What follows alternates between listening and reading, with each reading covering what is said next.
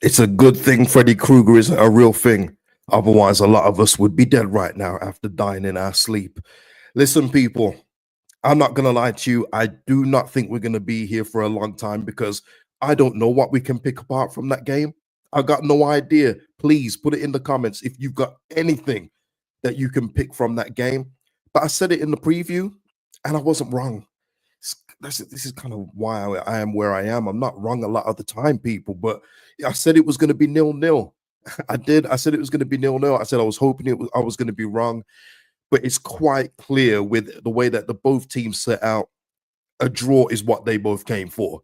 All right, this is what they came for. All right, so listen, people. Benny, I got nothing. I got nothing. This could be the quickest match reaction live anyway that I've ever done. It really could. So shall we get into it? Like the video, subscribe to the channel, and of course, drop your thoughts and comments below. Okay, and big up to all members like Benny here. Thank you for that support. Means a lot. Membership link is in the description. Hey, here we go. Skiddy saying here, championship is funny. All top four drop points together. Yes, Sunderland dropping points 2-2 at home to Plymouth, but this was an opportunity to really go clear of third and put ourselves away from the pack.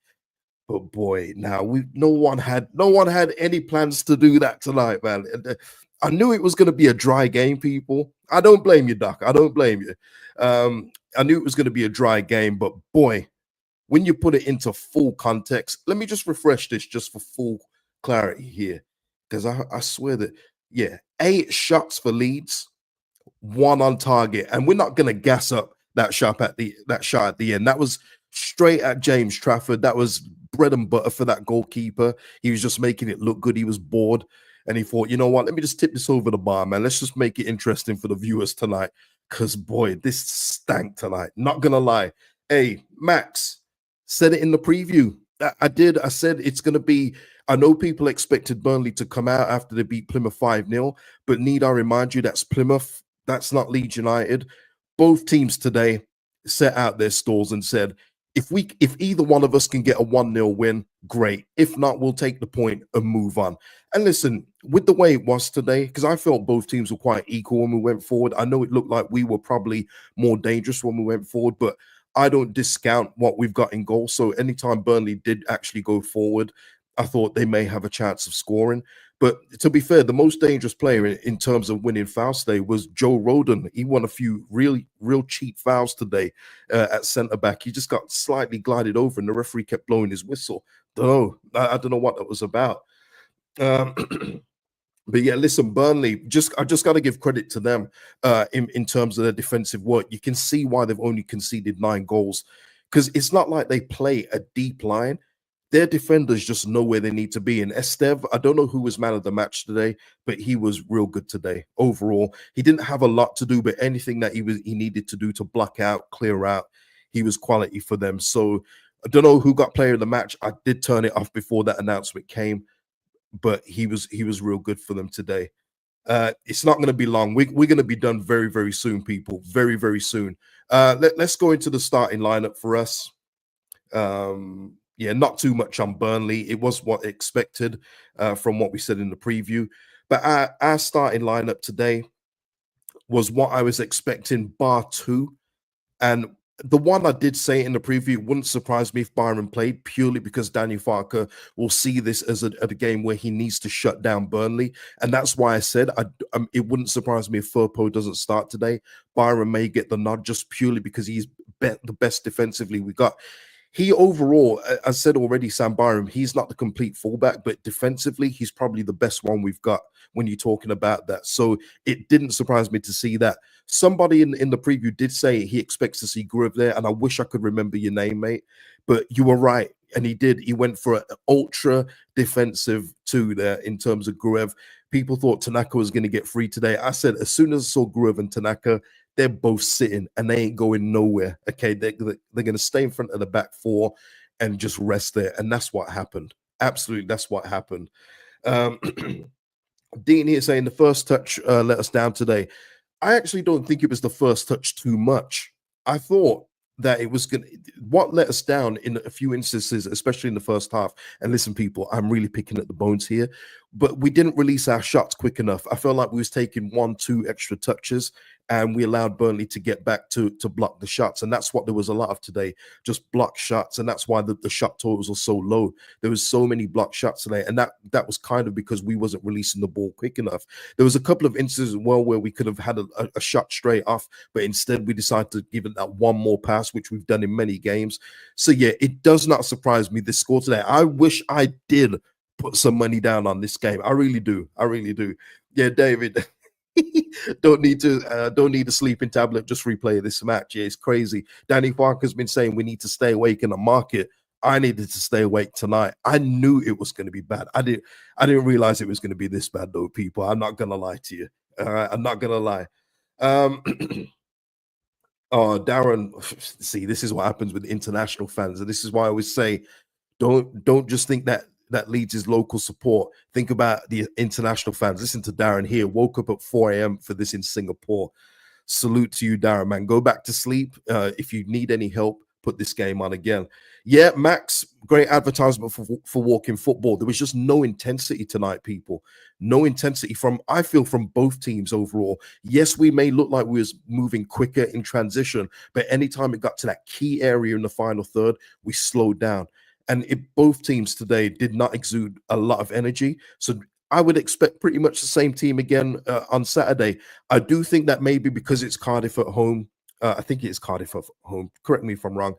I think that we will probably see Firpo because we will have more of the ball. Cardiff are not that good, so the onus will be on us to go and attack it. So we may get, maybe even Rothwell comes back in for that game. The Rothwell being dropped for me wasn't a surprise. If you were going to drop one of the two, for me, it was going to be Rothwell. I don't think he's been that good in the last couple of games. And if anyone's primed to lose their spot, it's going to be the straight up low knee, just being honest here. So it didn't surprise me that he was the one out of him and Tanaka to lose their place. But it wouldn't surprise me if he is back in for the Cardiff game. Rick here saying, if we do get up, when, Rick? When? We're going to need a new squad and manager. We'll talk about that at the end of the season. No doubt. No doubt. Oh, AFV, looking forward to this all weekend. Why would you look forward to this game? I don't know why. I know a few of you in the comments were saying that you were nervous and everything else like that, and I can see why. There's always a chance it could have gone either way today. We could have won this 1-0.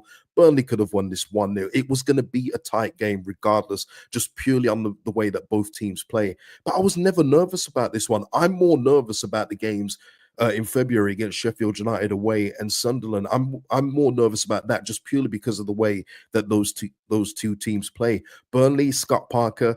I know we feel we're defense first, but Burnley are really defense first in this division. So I'm going to be more concerned about those games than I was for today. I hear it, Ryan. The chance to go 6 clear, though. I know, but we're not taking these opportunities. We're not going to do it. We're not going to do it. Carl in the house saying, do you think I could claim compensation for putting me through that? Tremendous. Tremendous. Guys, anything else from that? I was hoping it could have been a Man of Solomon revenge game, but guys, nothing stood out for me today. Absolutely nothing. Jaden Bogle, I thought, was, again, our most attacking threat down the right. I thought he had another good game. But I'm picking up bones here. I'm being honest. I'm probably waffling now. Put some syrup on me. I'm waffling. So it leaves the table. Have they updated the table? They haven't updated the table. Why would they update the table? And in fact, while I'm waiting for that, Reese, well, Segway King. This is where I miss a Pablo Hernandez type player. And what he's saying here is a 10. Well, one of the 10s that will not be coming, that we've been linked with previously, is Emi Buendia. And Daniel Farker did make comments about this. He said that he didn't think it was for Leeds United. He was just talking about him being available in general. Well, he said that because I don't think he's got the pull.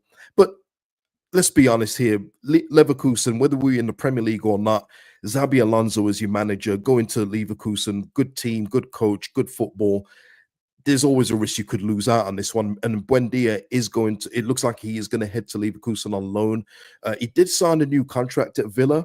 Obviously, they did that just to keep his value intact. But there is an option to buy at the end of this for around 20 million euros, which is what I expected the fee to be. Because I did say about Buendia, if we're going to get him, I do think Villa would probably tack on an obligation to buy, and it will probably be around 15 to 20 million, and that's what it's turned out to be. So listen, Buendia is off the table. What's funny is that when Leverkusen before Buendia were linked with another one of the players that we've been linked with this month, and that's James McAtee. But it seems that Man City do want to keep him. And Buendia is also replacing. Oh, who is he replacing again? It is in this one. It is in this one. Oh, Martin Terrier. Remember when we was linked to Martin Terrier when we was in the Premier League? Remember that one for a month or so after he had a good season in League One. So yeah, all kind of kind of loosely linked to Leeds United in this one. But yeah, so if it's not Emi Buendia, Danny Farkas says that he does want a 10. He wants a centre back, potentially a striker. It's going to be interesting to see who is still awake and watching at this moment in time. Giovanni Reina, I think he's going somewhere else. Don't quote me on that though, Tom, but I think I've seen him being linked with another top flight club, so I don't think it would be Leeds United. This is where I am as well. Buendia was never come to the Championship. Glad that's over. Yeah, I think what it was, Nidar, was that when people saw Enzo Lefebvre move to Sunderland because of the coach, I think that opened the door for renewed hope that maybe Buendia would come because he's, Danny Farkas' ex-player. But I think we've already seen, apart from Byram, everyone else has said no. I don't know what that means. But yeah, everyone else has said no who we've been linked with previously, or offers been rejected. So, the pull isn't even there for his ex-players at this point. What we saying here? A couple of super chats. Thank you for the super chats, guys.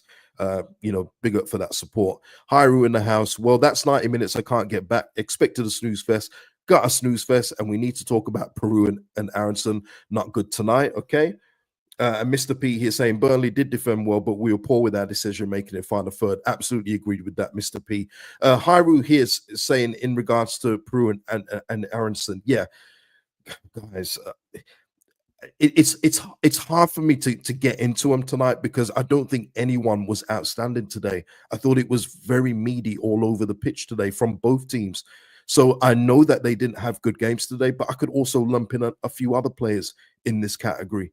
I think this was a game really that it was defenses on top and defense only. I don't think any attackers shined today from either side. So I do know what Hyru's saying, and I'm not, trying to escape no blame. I don't have any personal invested interest in the two players, but we'll see what they do against Cardiff, because I pretty much guarantee that both will be starting that game. I think it's pretty obvious. As long as they're fit and ready to go, both will be starting the next game, regardless of what's happened in this one tonight.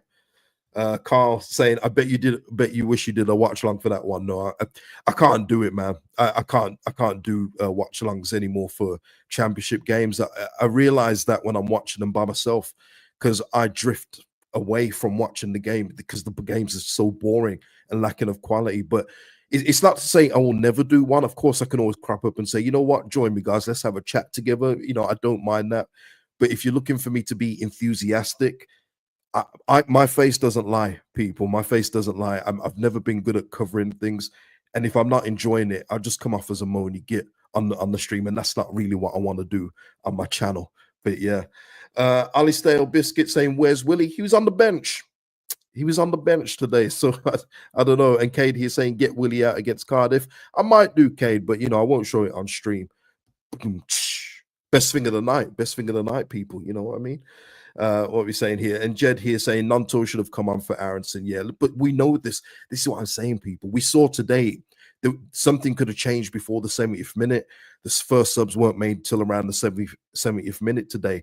And we know with Brendan Aronson, unless there's something wrong with him, a niggle or what have you, he's going to stay on pretty much for near enough 90 minutes. So I know people get frustrated with this, but when you just go into the mind of Danny Farker and see the patterns, just see the evidence, what you've witnessed, I don't know why you'd expect Aronson to come off after 60, 70 minutes, because it hasn't happened previously, probably unless we've been 2 or 3-0 up, which is very rare. But yeah, FB White saying a good point away, and I do agree with that. I do agree. It is a good point. You saw how tough it was today, and it leaves the table looking like this, people. Um, after 29 games, after game week 29, we're top of the league, 60 points. Sheffield United second, 58. Burnley 57, and Sunderland 55. It's tight. I wish we could peel away. Hopefully, we get back on track on the winning trail against Cardiff on Saturday. File this one away. I can't really drag anything else out in this one, but I am happy with the point given the game state. It wasn't like we was on top and just pounding them. Whoa, pause. And then we didn't come away with it. I feel like a point was fair for both sides in the end. So no complaints. Move on now. Although, the commentator did say something which is not concerning, but it does make us look like flat track bullies in that we've only taken or won 2 games against the top 8, with 5 being draws. That does make us look like we're flat track bullies. But as long as we keep getting the points that keeps us in this top 2, honestly don't care. But we have to improve in terms of taking points away from the teams around us. And yeah, James, just ended here. Top of the table with a 2-point lead. Not bad. Yeah, let's continue, man. By the way, the Sky commentators, we know that Ramazani scored 2 goals against Madrid when he was with Almeria. You can leave that one now, big dog. We don't need to hear that every time we see Ramazani. Just saying. Just saying. But people, that is it. I'm not staying any longer, and I'm not going to keep you any longer. Go get some sleep. Go watch a movie. I'll be watching Raw later. I mean, it's going to be Drew McIntyre versus Sami Zayn for like the 500th time, but is what it is. Hopefully, we see Dirty Dom. But listen, people, like the video before you go. Subscribe to the channel. Drop your thoughts, comments, anything below, and I'll see you in the next one, people. Peace out and good night.